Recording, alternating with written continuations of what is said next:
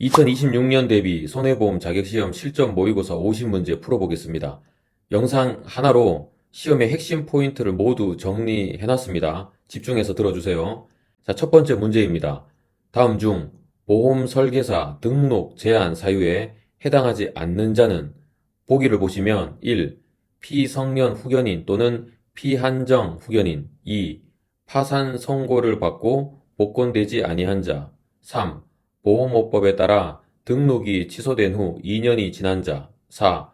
보험업법에 따라 벌금 이상의 형을 선고받고 집행이 종료된 후 1년이 지난 자입니다.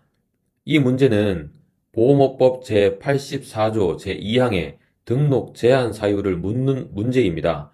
핵심은 기간이거든요. 정답은 3번이죠. 왜 그럴까요? 보험업법에서는 등록이 취소된 후 2년이 지나지 아니한 자를 등록 제한 대상으로 규정하고 있습니다. 따라서 2년이 지난 자는 다시 등록할 수 있습니다. 4번을 보시면 1년이 경과했다고 되어 있는데 법에서는 2년이 경과해야 하므로 이것은 여전히 등록 제한 대상입니다. 이 부분이 헷갈릴 수 있으니 꼭 기억해 두세요. 2년 경과가 핵심입니다. 두 번째 문제 보시겠습니다. 다음 중 보험 대리점의 분류 기준에 대한 설명으로 틀린 것은 보기를 보면 1. 영위 종목별 분류 생명, 손해, 제3보험 대리점 2. 운영 주체별 분류 개인 대리점, 법인 대리점 3. 유형별 분류 전속 대리점, 비전속 대리점 4. 영업 형태별 분류 유자격 대리점, 무자격 대리점입니다. 정답은 4번이죠. 보험 대리점의 공식 분류 기준은 크게 4가지입니다. 영위 종목별로 생명, 손해, 제3보험, 유형별, 전속, 비전속, 영업 형태별이 아니라 영위 업종별, 전업, 겸업, 그리고 운용 주체별로는 개인 법인입니다. 유자격 대리점, 무자격 대리점이라는 분류는 존재하지 않습니다. 모든 대리점은 반드시 자격을 갖춰야 등록이 가능하기 때문이죠. 이 부분 교재에 나오는 4가지 분류 기준을 정확히 암기하시기 바랍니다. 자, 문제 3번입니다. 다음 중 보험업법상 보험회사의 허가를 위한 최소 자본금 요건이 다른 하나는 1. 자동차 보험만 영위하는 경우 2. 해상보험만 영위하는 경우 3. 화재보험만 영위하는 경우 4. 책임보험만 영위하는 경우입니다. 이 문제는 종목별 최소 자본금을 알고 있어야 풀 수 있습니다. 정답은 1번 자동차 보험입니다. 자동차 보험은 200억 원, 해상보험은 150억 원, 화재보험과 책임보험은 각각 100억 원입니다. 참고로 종합보험회사는 300억 원이 필요합니다. 자동차 보험이 유독 금액이 높다는 것 꼭 기억하세요. 시험에 자주 나오는 부분입니다. 자, 네 번째 문제 보겠습니다. 다음 중 보험의 대상이 되는 위험의 특성으로 올바른 것은 1. 투기 위험이어야 한다. 2. 대수의 법칙 적용이 가능해야 한다. 3. 이득과 손실의 기회가 공존하는 위험이어야 한다. 4. 고의적이거나 필연적인 사고여야 한다. 정답은 2번이죠. 보험의 대상이 되는 위험은 반드시 순수 위험이어야 합니다. 순수 위험이란 손해의 가능성만 있고 이익의 가능성은 없는 위험을 말합니다. 투기 위험, 즉 주식이나 도박 같은 것은 보험 대상이 될 수 없습니다. 또한 보험은 대수의 법칙이 적용되어야 합니다. 많은 수의 유사한 위험을 모아서 사고 확률을 예측할 수 있어야 한다는 뜻이죠. 그리고 사고는 우연하고 급격하며 외래적이어야 합니다. 고의나 필연적인 사고는 보험 대상이 아닙니다. 이 개념 보험의 기본 중의 기본이니 확실히 이해하고 가시기 바랍니다. 자, 5번째 문제입니다. 다음 중 보험 기간을 기준으로 분류할 때 구간보험에 해당하는 것은 1. 화재보험 2. 자동차보험 3. 적하보험 4. 장기 손해보험입니다. 정답은 3번 적하보험이죠. 보험은 기간 설정 방식에 따라 기간보험과 구간보험으로 나뉩니다. 기간보험은 시간의 경과에 따라 책임이 결정되는 보험입니다. 화재보험, 자동차보험, 장기 손해보험이 여기에 해당하죠. 반면 구간보험은 장소의 이동, 즉 운송 구간에 따라 책임 기간이 정해집니다. 적하보험은 물건이 출발지에서 도착지까지 이동하는 구간을 담보하므로 대표적인 구간보험입니다. 이 개념도 꼭 구분해서 알아두세요. 자, 문제 6번입니다. 보험계약의 법적 성질에 대한 설명으로 틀린 것은 1. 사행계약성, 우연한 사고 발생 여부에 따라 급부가 결정된다. 2. 요식계약성, 반드시 특정한 서식이나 형식을 갖춰야 성립한다. 3. 유상계약성, 대가적 의미가 있는 재산상의 출연을 서로 약속한다. 4. 쌍무계약성, 계약 당사자 쌍방이 서로 대가적인 채무를 진다. 정답은 2번입니다. 보험계약은 불요식 낙성 계약입니다. 즉, 특별한 방식이나 서식을 요구하지 않으며 당사자 간의 의사 합치, 청약과 승낙만으로 계약이 성립합니다. 청약서를 작성하는 것은 증거를 남기기 위한 것이지 계약 성립의 필수 요건이 아닙니다. 따라서 요식계약이라는 설명은 틀렸습니다. 나머지 사행계약, 우연성, 유상계약, 보험료와 보험금의 대가성, 쌍무계약, 쌍방 의무는 모두 보험계약의 올바른 특성입니다. 이 부분도 시험에 자주 나오니 확실히 정리하세요. 자, 7번째 문제 보겠습니다. 동일한 보험 목적과 동일한 사고에 대하여 수계약의 보험계약이 체결되고 있고 그 보험 가입 금액의 합계액이 보험 가액을 초과하는 경우를 무엇이라 하는가? 1. 초과보험, 2. 중복보험, 3. 일부보험, 4. 전부보험입니다. 정답은 2번 중복보험이죠. 중복보험이란 동일한 보험 목적과 동일한 사고에 대해 여러 개의 보험 계약을 체결하고 그 가입 금액의 합계가 보험 가액을 초과하는 경우를 말합니다. 이 경우 손해보험의 이득금지 원칙에 따라 각 보험자는 연대하여 실손보상 책임을 집니다. 즉, 비례보상이 이루어지는 거죠.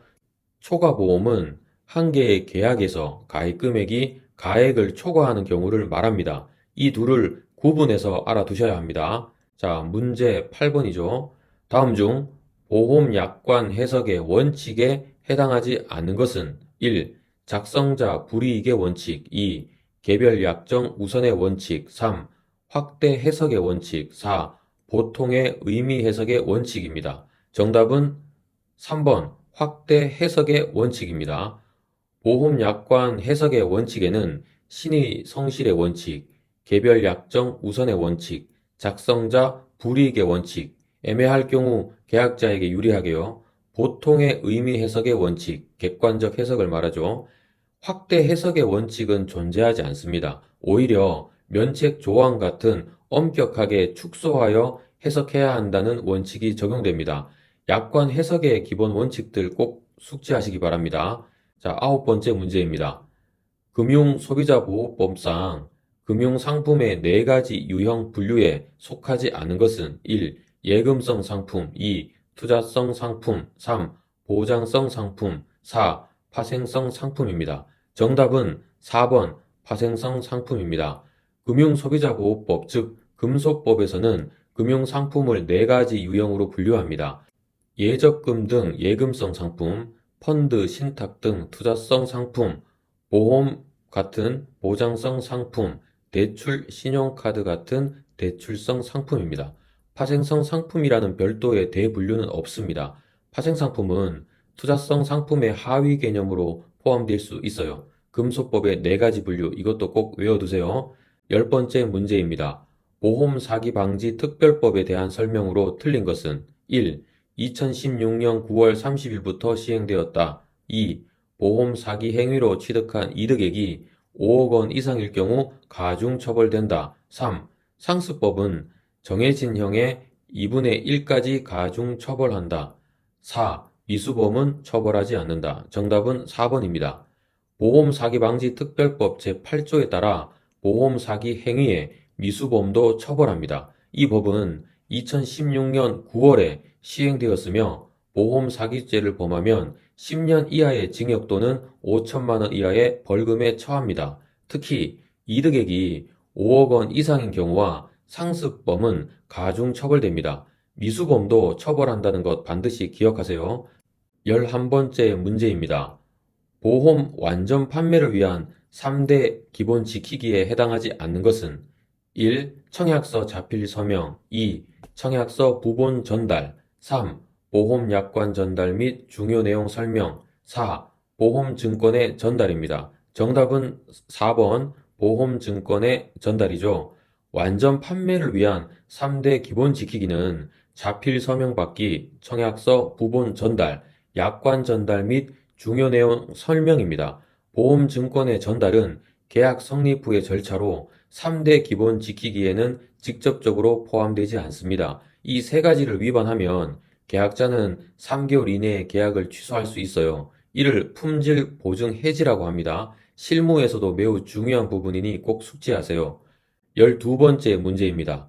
보험업법상 보험 계약의 체결 또는 모집과 관련하여 보험 안내 자료 등의 모집 종사자의 성명, 연락처 등을 기재하도록 의무화한 제도는 1. 금융실명제 2. 보험실명제 3. 모집자 실명제 4. 계약자 실명제. 정답은 3번 모집자 실명제입니다. 모집자 실명제란 보험 안내 자료, 청약서, 보험 증권 등의 모집에 종사한 자의 소속, 성명, 연락처 등을 기재하도록 하는 제도입니다. 이는 보험 계약자가 모집인을 명확히 알 수 있게 하고 불완전 판매나 부당 모집 행위에 대한 책임을 명확히 하기 위한 것입니다. 타인의 명의를 빌려 모집하는 행위는 절대 금지됩니다. 13번째 문제 보겠습니다. 보험업법상 금지되는 특별이익 제공 금지에 해당하지 않는 것은 1. 금품 제공 2. 보험료의 대납 3. 기초 서류에서 정한 사유에 따른 보험료 할인 4. 근거 없는 보험료의 할인. 정답은 3번입니다. 보험업법 제98조에 따라 금품 제공, 보험료 대납, 근거 없는 보험료 할인 등은 금지됩니다. 그러나 기초 서류에서 정한 바에 따른 보험료 할인은 정당한 계약 조건의 적용이므로 특별이익 제공 금지 위반에 해당하지 않습니다. 참고로 특별이익 제공 금지 기준 금액은 3만원 또는 연간 보험료의 10% 중 적은 금액을 초과하는 경우입니다. 이 부분도 실무에서 매우 중요하니 꼭 기억하세요. 14번째 문제입니다. 개인정보보호 및 신용정보법상 개인 신용정보를 제3자에게 제공할 때 필요한 절차로 올바른 것은 1. 해당 고객에게 구두로 통보하면 된다. 2. 해당 고객의 사전 동의를 받아야 한다. 3. 계약 체결 시 자동적으로 제공된다. 4. 보험회사의 임의적 판단으로 제공 가능하다. 정답은 2번입니다. 개인정보보호법 및 신용정보법에 따라 개인 신용정보를 제3자에게 제공할 때는 반드시 해당 정보 주체의 명시적인 사전 동의를 받아야 합니다. 제3자 제공 시에는 제공받는 자, 이용 목적, 항목, 보유기간 등을 알려야 합니다. 개인정보 보호는 최근 더욱 강화되고 있는 부분이니 각별히 주의하셔야 합니다. 15번째 문제입니다. A 설계사가 모집한 계약을 B 설계사의 명의로 처리하는 행위를 무엇이라 하며 어떤 규정을 위반인가? 1. 경유처리, 모집 질서 위반 2. 승환계약, 부당 권유 금지 위반 3. 자기계약, 자기대리점 금지 위반 4. 무자격자 모집, 등록 제한 위반입니다. 정답은 1번 경유처리, 모집 질서 위반입니다. 실제 모집한 설계사가 아닌 다른 설계사의 명의를 빌려 계약을 처리하는 것을 경유계약 또는 경유처리라고 합니다. 이는 보험업법 제97조에 따른 금지 행위로 모집 질서를 문란하게 하고 수수료 부당 수치, 불완전 판매 책임 소재 불분명 등의 문제를 야기합니다. 위반 시 업무 정지나 과태료 처분을 받을 수 있으니 절대 해서는 안 됩니다. 16번째 문제입니다. 자동차 손해배상보장법에 따라 의료기관이 교통사고 입원 환자의 외출, 외박, 기록 의무를 위반한 경우 부과되는 과태료 기준은 1. 100만원 이하 2. 300만원 이하 3. 500만원 이하 4. 1000만원 이하 정답은 2번 300만원 이하입니다. 자동차 손해배상보장법 즉 자배법에 의거하여 의료기관은 교통사고 입원 환자의 외출이나 외박에 관한 사항을 기록하고 관리해야 합니다. 이를 위반하여 기록하지 않거나 거짓으로 기록한 경우 또는 열람 청구에 응하지 않는 경우에는 300만 원 이하의 과태료가 부과됩니다. 이는 나이롱 환자, 즉 허위 입원을 방지하기 위한 제도입니다. 17번째 문제 보겠습니다.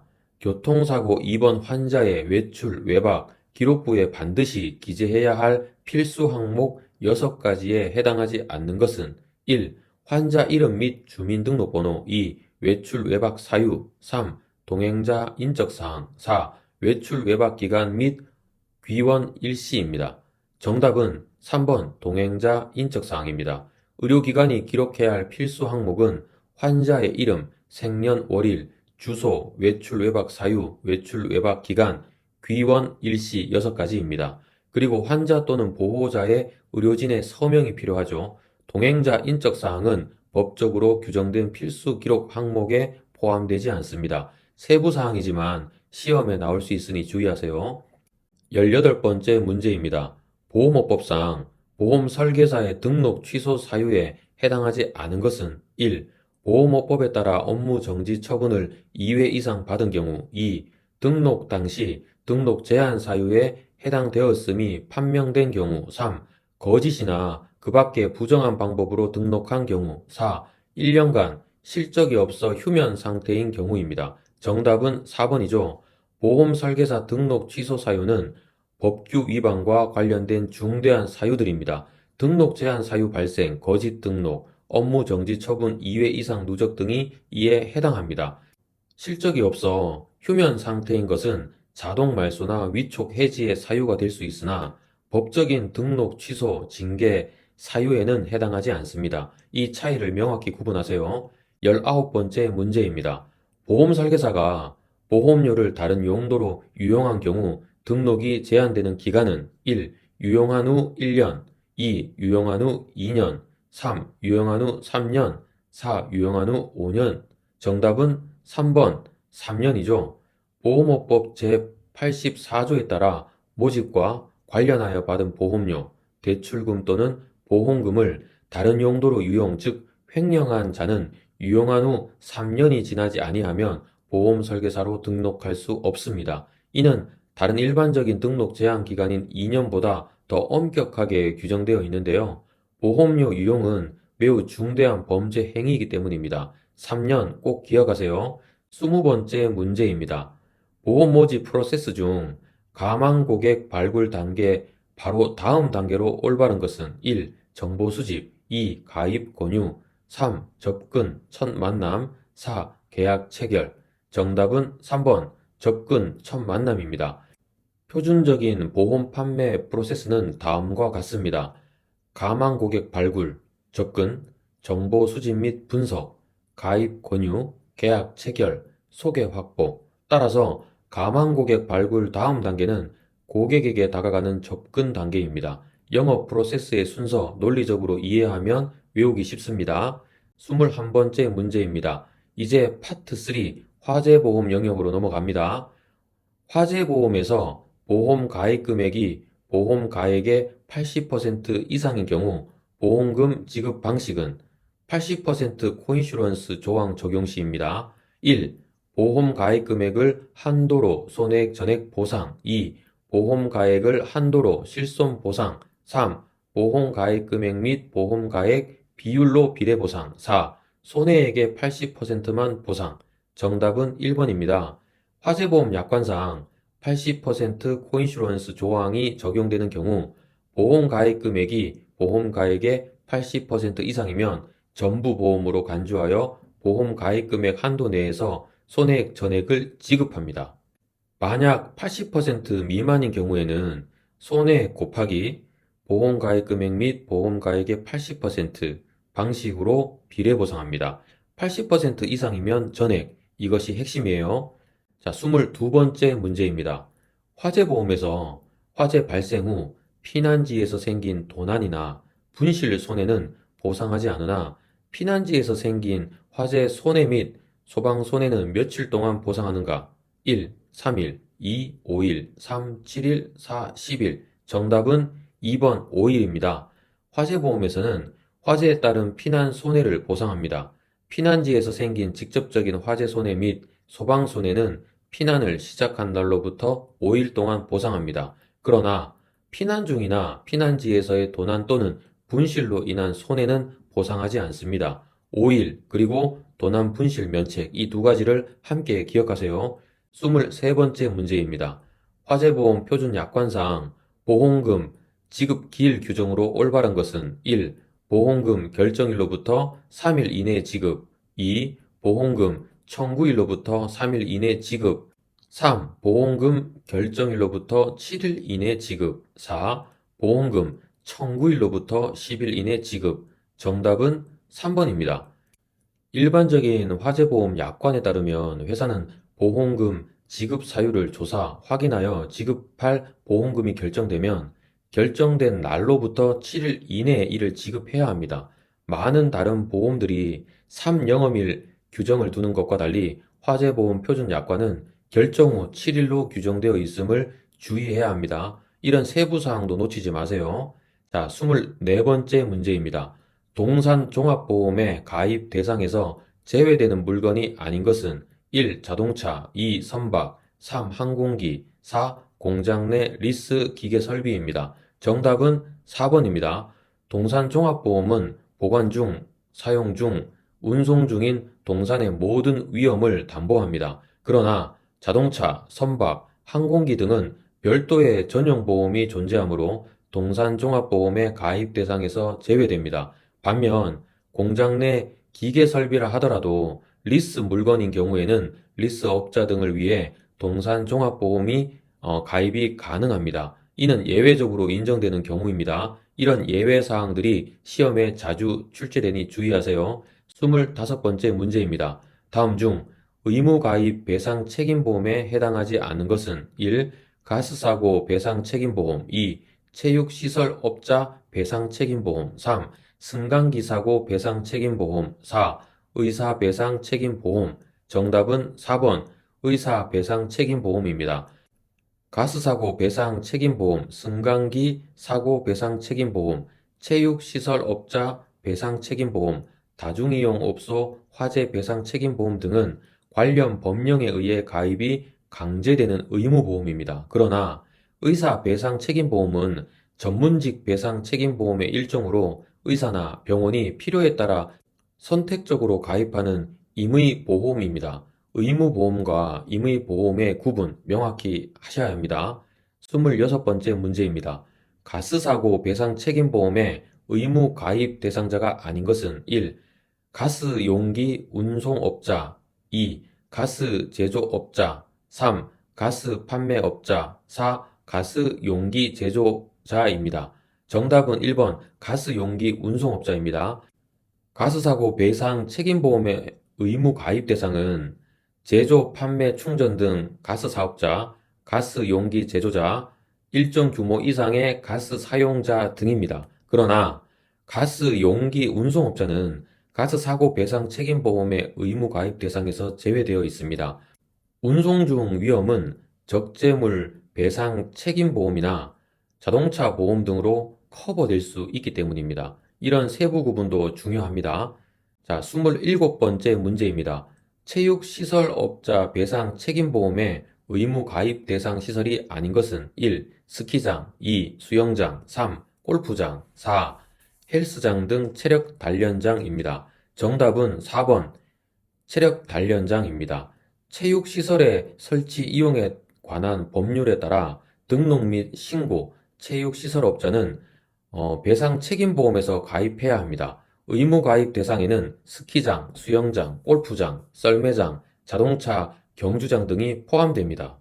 그러나 소규모 시설인 헬스장 등 체력 단련장, 당구장, 태권도장 등 체육도장, 골프 연습장 등 법적 의무 가입 대상에 포함되진 않습니다. 규모와 위험도에 따른 차이라고 이해하시면 됩니다. 28번째 문제입니다. 이제 파트 4번째 장기 손해보험 영역입니다. 장기 손해보험에서 보험 차익에 대한 이자 소득세 비과세 혜택을 받기 위한 최소 계약 유지 기간은 1. 3년 이상, 2. 5년 이상, 3. 7년 이상, 4. 10년 이상입니다. 정답은 4번 10년 이상입니다. 소득세법상 저축성 보험의 보험 차익, 만기 환급금에서 납입보험료를 뺀 이 보험 차익에 대해 이자 소득세를 비과세 받으려면 월 적립식의 경우 10년 이상 유지하거나 일시납의 경우 10년 이상 유지해야 합니다. 따라서 장기주택화재보험이나 저축성 장기손해보험 등에서 비과세 혜택의 핵심 기준은 10년 이상 유지입니다. 세제 혜택 매우 중요한 부분이죠. 29번째 문제입니다. 장기손해보험의 보험료 구성 중 만기 환급금에 재원이 되며 특별 계정으로 운용되는 보험료는 1. 위험보험료, 2. 부가보험료, 3. 저축보험료, 4. 자연보험료. 정답은 3번 저축보험료입니다. 장기손해보험의 보험료는 위험보장을 위한 위험보험료, 사업비 재원인 부가보험료, 그리고 만기 환급금 지급을 위한 저축보험료로 구성됩니다. 이 중 저축보험료는 적립부분으로서 보험회사가 특별계정 등으로 구분하여 운용하며 나중에 만기 환급금이나 해지 환급금의 주된 재원이 됩니다. 보험료의 세 가지 구성 명확히 구분하세요. 자, 30번째 문제입니다. 장기 손해보험 계약의 무효 사유에 해당되지 않은 것은 1. 타인의 사망을 보험금 지급 사유로 하면서 피보험자의 서면 동의를 얻지 않은 경우 2. 만 15세 미만자의 사망을 보험금 지급 사유로 한 경우 3. 계약 체결 시 이미 보험사고가 발생한 경우 4. 계약자가 고지 의무를 위반한 경우. 정답은 4번이죠. 1, 2, 3번은 계약의 원천적 무효 사유입니다. 반면 4번 고지 의무 위반은 계약의 해지 사유에 해당합니다. 고지 의무 위반 시 보험회사는 그 사실을 안 날로부터 1개월, 계약을 체결한 날로부터 3년 내에 계약을 해지할 수 있습니다. 무효는 처음부터 효력이 없는 것이고 해지는 장래에 향해 효력을 잃는 것입니다. 이 차이를 명확히 구분하세요. 자, 31번째 문제입니다. 장기 손해보험 약관에서 한시적 장애, 영구 장애가 아닌 경우에 대한 지급 기준으로 올바른 것은 1. 한시적 장애는 일체 보상하지 않는다. 2. 1년 이상 지속될 경우 지급률의 10%를 지급한다. 3. 5년 이상 지속될 경우 해당 장애 지급률의 20%를 지급한다. 4. 5년 이상 지속될 경우 해당 장애 지급률의 50%를 지급한다. 정답은 3번이죠. 장기 손해보험 및 제3보험 장애 및 질병 후유장애 약관에서는 원칙적으로 영구 장애를 보상합니다. 그러나 치료 종결 후 한시적으로 나타나는 장애라 하더라도 그 기간이 5년 이상인 때에는 해당 장애 지급률의 20%를 후유장애 보험금으로 지급한다고 규정하고 있습니다. 5년 이상 20%이 숫자들을 정확히 기억하세요. 자, 32번째 문제입니다. 장기화재보험에서 계약 후 알릴 의무, 통지 의무 사항 중 건물을 계속해서 비워두거나 영업을 중지하는 경우의 기준 기간은 1. 7일 이상, 2. 15일 이상, 3. 30일 이상, 4. 60일 이상. 정답은 3번 30일 이상입니다. 장기화재 약관상 사고 발생 위험이 현저하게 변경 및 증가된 경우 통지해야 하는데요. 구체적으로 건물을 계속하여 30일 이상 비워두거나 휴업하는 경우에는 지체 없이 보험회사에 알려야 합니다. 30일, 이 기준도 자주 출제됩니다. 33번째 문제입니다. 보험료 산출 기초율과 실제 경험률의 차이에 의해 발생하는 손익 중 예정 위험률과 실제 발생 손해율의 차이에 발생하는 손익은 1. 위험률 차 손익, 2. 이자율 차 손익, 3. 사업비 차 손익, 4. 해지율 차 손익. 정답은 1번 위험률 차 손익입니다. 보험회사의 3대 이원 분석에 따른 손익은 다음과 같습니다. 4차익인 위험률 차 손익은 예정 위험률과 실제 손해율의 차이이고요. 2차익인 이자율 차 손익은 예정 이율과 실제 자산 운용 수익률의 차이를 말합니다. B차익인 사업비 차 손익은 예정 사업비와 실제 집행 사업비의 차이입니다. 따라서 위험률 차이는 위험률 차 손익, 즉 4차익입니다. 사차익, 이차익, 비차익 이 세 가지를 구분하세요. 자, 34번째 문제입니다. 소득세법상 연금저축보험의 세제 적격 요건으로 틀린 것은 1. 가입 대상에 연령 제한이 없다. 2. 저축 불입 기간이 5년 이상이어야 한다. 3. 연간 납입 한도는 1,800만 원이다. 4. 만 50세 이후부터 연금 수령이 가능하다. 정답은 4번입니다. 연금저축보험 세제 적격의 연금 수령 요건은 만 55세 이후부터입니다. 나머지 요건인 가입 대상 제한 없음, 가입 기간 5년 이상, 연간 납입 한도 1,800만 원은 모두 맞습니다. 만 55세 이전에 해지하거나 수령하면 기타 소득세가 부과될 수 있습니다. 만 55세 이 나이를 정확히 기억하세요. 자, 35번째 문제입니다. 연금저축보험에서 연금 수령 시 나이에 따른 연금 소득세율, 지방소득세 별도의 연결이 올바른 것은 1. 70세 미만 3%, 2. 70세 이상에서 80세 미만 4%, 80세 이상 5%, 4. 종신연금 수령 시 무조건 3%. 정답은 2번입니다. 연금 소득세율, 지방소득세 제외는 연령이 높을수록 낮습니다. 70세 미만 5%, 70세 이상에서 80세 미만은 4%, 80세 이상 3%입니다.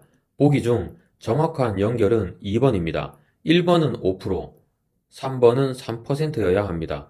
나이가 많을수록 세율이 낮아진다. 이 원칙 기억하세요. 자, 36번째 문제입니다. 이제 파트 5번째 퇴직연금과 자동차 보험 영역인데요. 퇴직연금 제도의 도입 취지와 가장 거리가 먼 것은 1. 근로자의 노후 소득 재원 확충 2. 기업의 재무적 부담 완화 및 퇴직 부채의 사회 정립 3. 퇴직금의 일시금 수령 유도 및 소비 촉진 4. 노동시장의 유연성 제고 및 퇴직금 수급권 보호입니다. 정답은 3번이죠. 퇴직연금 제도는 기존 퇴직금 제도가 사내 유보로 인해 기업 도산 시 수급권이 불안정하고 잦은 중간 정산으로 노후 재원이 고갈되는 문제를 해결하기 위해 도입되었습니다. 따라서 일시금 수령보다는 연금 수령을 유도하여 근로자의 안정적인 노후 생활을 보장하는 것이 주된 목적입니다. 제도의 취지를 정확히 이해하는 것이 여기서는 중요해요. 37번째 문제입니다. 자동차 손해배상 보장법상 대인배상 1의 사망보험금 최저 한도액은 얼마인가? 1. 1,000만원, 2. 2,000만원, 3. 3,000만원, 4. 1억 5천만원. 정답은 2. 2,000만원입니다.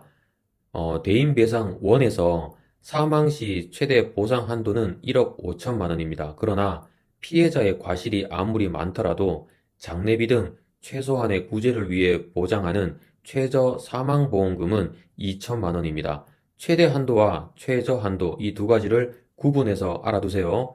38번째 문제입니다.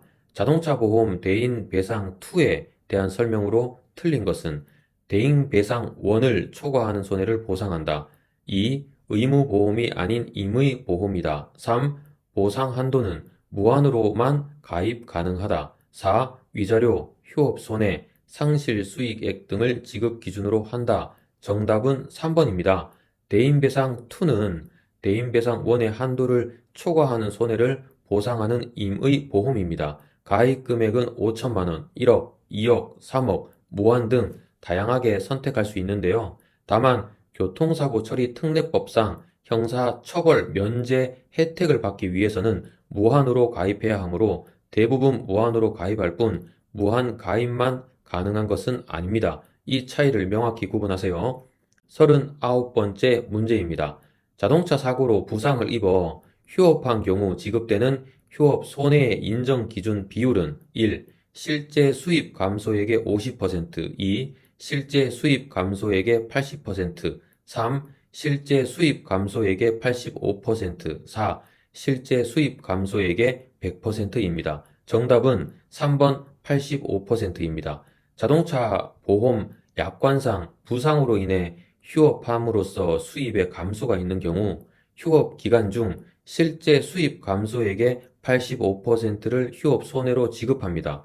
과거 80%였으나 85%로 상향되었는데요. 소득 입증이 곤란한 경우 일용 근로자 임금 등을 기준으로 산정합니다. 85% 정확한 비율을 기억하세요. 자, 40번째 문제입니다. 사업용 자동차가 파손되어 수리 기간 동안 운행하지 못해 발생한 영업 손실을 보상하는 휴 차료의 최대 인정 기간은 1. 10일, 2. 15일, 3. 25일, 4. 30일. 정답은 4번 30일입니다. 사업용 차량의 수리 기간 중 발생하는 영업 손실인 휴 차료는 최대 30일을 한도로 인정하여 지급합니다. 간단한 문제지만 숫자를 정확히 알아야 합니다. 41번째 문제입니다. 자동차 보험의 무보험 자동차에 의한 상해 담보에 대한 설명으로 올바른 것은 1. 대인배상 1, 2, 대물배상 및 자기 신체 사고가 함께 체결된 경우에만 가입 가능하다. 2. 피보험자 본인의 소유 자동차에 의한 사고도 보상한다. 3. 단독으로 가입할 수 있는 담보이다. 4. 가해자가 명확히 확인되지 않는 뺑소니 사고는 보상하지 않는다. 정답은 1번입니다. 무보험 자동차에 의한 상해 담보는 다른 모든 담보, 대인 원투, 대물, 자손 및 자상을 가입해야만 가입할 수 있는 부가적인 담보입니다. 피보험자 소유 차량 사고는 제외되며 뺑소니 사고도 무보험차 사고에 포함되어 보상받을 수 있습니다. 뺑소니도 보상된다는 것 꼭 기억하세요.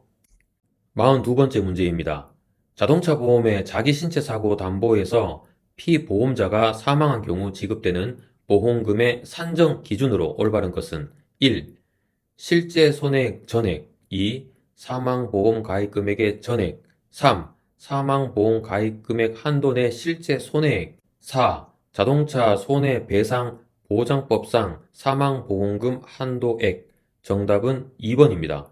자기 신체 사고 담보에서 피보험자가 상해를 입은 경우에는 상해 등급별 한도 내에서 실제 소요된 치료비를 지급하지만 사망하거나 후유장애가 발생한 경우에는 보험증권에 기재된 사망보험 가입금액 또는 후유장애 등급별 보험 금액 전액을 정액으로 지급합니다. 이는 실손보상이 아닌 정액보상의 성격을 가지기 때문이죠. 실손과 정액의 구분 명확히 하셔야 합니다. 자, 43번째 문제입니다. 자동차 보험에 자기 차량 손해 담보에서 보상하는 사고에 해당하지 않는 것은 1. 타 차량과의 충돌, 접촉으로 인한 손해 2. 화재, 폭발, 낙뢰, 날아온 물체 등으로 인한 손해 3. 피보험 자동차의 전부 도난으로 인한 손해 4. 타이어나 튜브에만 생긴 손해 정답은 4번입니다. 자기 차량 손해 담보에는 타이어나 튜브에만 생긴 손해는 보상하지 않습니다. 단 타이어나 튜브가 파손되면서 자동차의 다른 부분도 함께 손상을 입은 경우에는 보상합니다. 1번, 2번, 3번 모두 보상하는 손해에 해당하고요. 도난의 경우 일부 부품만 도난당한 것은 보상하지 않으나 전부 도난은 보상합니다. 이런 세부 면책 사항들도 꼭 알아두셔야 합니다. 44번째 문제입니다. 자동차 보험 약관상 피보험자 및 피보험 자동차를 기준으로 평가하는 자동차 종류가 아닌 것은 1. 개인용 자동차 보험 2. 업무용 자동차 보험 3. 영업용 자동차 보험 4. 업무용 관용 자동차 보험 정답은 1. 개인용 자동차 보험입니다. 자동차 보험 개별 할인 할증 평가 기준은 다음과 같습니다. 개인용 자동차 보험은 피보험자를 기준으로 평가하고요. 관용 제외인 업무용 및 영업용 자동차 보험은 피보험자 및 피보험 자동차를 기준으로 평가합니다. 관용 업무용 자동차 보험은 피보험자 자동차를 기준으로 평가하고요. 따라서 피보험자와 피보험 자동차를 동시에 고려하는 기준은 업무용과 영업용이며 개인용은 피보험자만 기준으로 합니다. 이 평가 기준의 차이 정확히 구분하셔야 합니다. 45번째 문제입니다. 자동차 보험의 할인 할증 제도에 대한 설명으로 올바르지 않는 것은 1. 평가 대상 기간은 전전계약 만료일 3개월 전부터 전계약 만료일 3개월 전까지이다. 2. 기명 피보험자의 연령이 만 26세 미만이면 보험료가 할증된다. 3. 사고 점수는 사고 내용과 원인에 따라 부과된다. 4. 과거 3년간의 사고 유무 및 사고 기록 점수 등을 반영하여 적용 등급을 결정한다. 정답은 2번입니다. 개별 할인 할증 제도는 사고 유무, 사고 점수 등 피보험자의 사고 경력을 평가하여 보험료를 조정하는 제도입니다. 피보험자의 연령은 보험료 산출의 기초 요소 중 하나이지만 개별 할인, 할증 평가 요소 자체는 아닙니다. 2번은 연령 한정 특약이나 가입 경력 인정 제도와 관련된 내용일 수 있으나 사고 경력에 따른 개별 할인 할증 제도 설명으로는 적절하지 않습니다. 제도의 본질을 정확히 이해하는 것이 중요합니다. 46번째 문제입니다. 이제 파트 6번째인데요. 제3보험 영역입니다. 다음 중 제3보험에 대한 설명으로 올바른 것은 1. 생명보험업의 고유 영역이다. 2. 손해보험업의 고유 영역이다. 3. 생명보험과 손해보험의 성격을 모두 갖춘 그레이 존이다. 4. 법률상 독립된 보험업으로 인정받지 못한다. 정답은 3번이죠.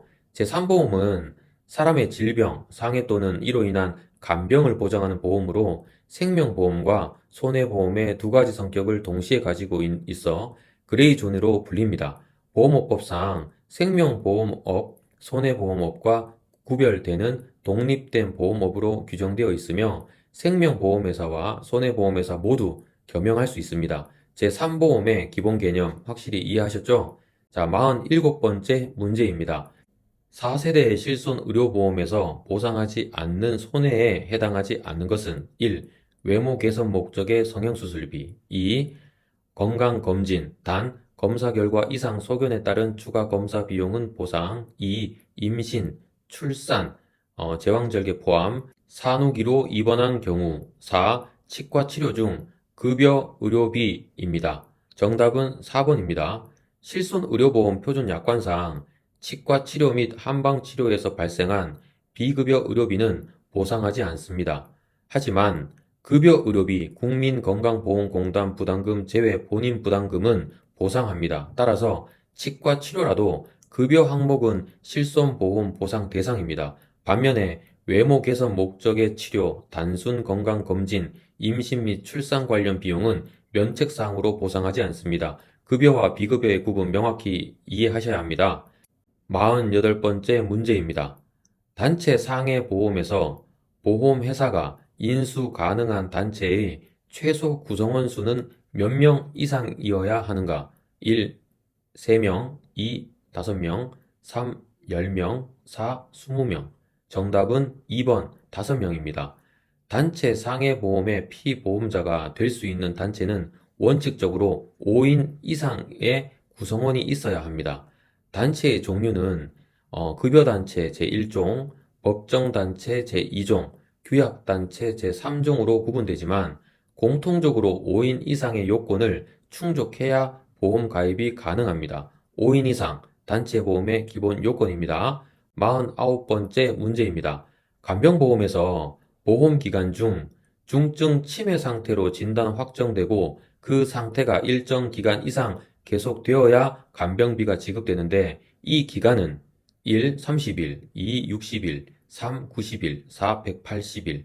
정답은 3번 90일입니다. 간병보험에서 중증 치매 간병비를 지급받기 위해서는 보험 기간 중 중증 치매 상태로 진단 확정되고 그 상태가 90일 이상 계속되어 호전을 기대할 수 없는 상태여야 합니다. 지급 형태는 일시 지급형과 매월 지급형 등이 있으며 중증 치매 판정 기준은 CDR 척도 3점 이상 등에 해당합니다.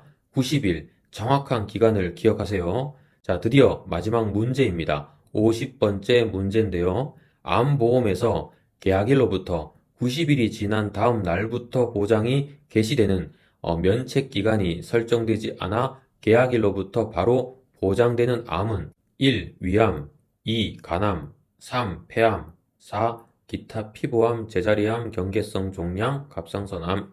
정답은 4번입니다. 일반적인 암보험은 역선택 방지를 위해 가입 후 90일간은 보장하지 않는 면책 기간을 둡니다. 그러나 기타 피부암, 제자리암, 경계성 종양, 갑상선암 등은 일부 소외감 또는 유사암은 이러한 면책 기간 없이 계약일로부터 바로 보장하는 경우가 일반적입니다. 참고로 15세 미만 피보험자의 암 계약은 면책 기간 없이 즉시 보장됩니다. 여러분 수고 많으셨습니다. 2026년 대비 손해보험 자격시험 실전 모의고사 50문제를 모두 풀어봤는데요. 오늘 함께 풀어본 문제들은 실제 시험의 최신 출제 경향을 반영한 것이므로 오늘 배운 내용들을 꼭 복습하시기 바랍니다. 특히 틀린 문제는 반드시 오답 노트를 만들어서 왜 틀렸는지 정답의 근거는 무엇인지 정리하세요. 반복 학습과 오답 정리가 합격의 지름길입니다. 그리고 여기 관련된 PPT 자료는 제가 고정 댓글에 남겨놓을 테니 꼭 다운로드 받으셔가지고 세세하게 세밀하게 다시 한번 꼼꼼히 보셔서 꼭 합격하셨으면 좋겠습니다. 자, 감사합니다.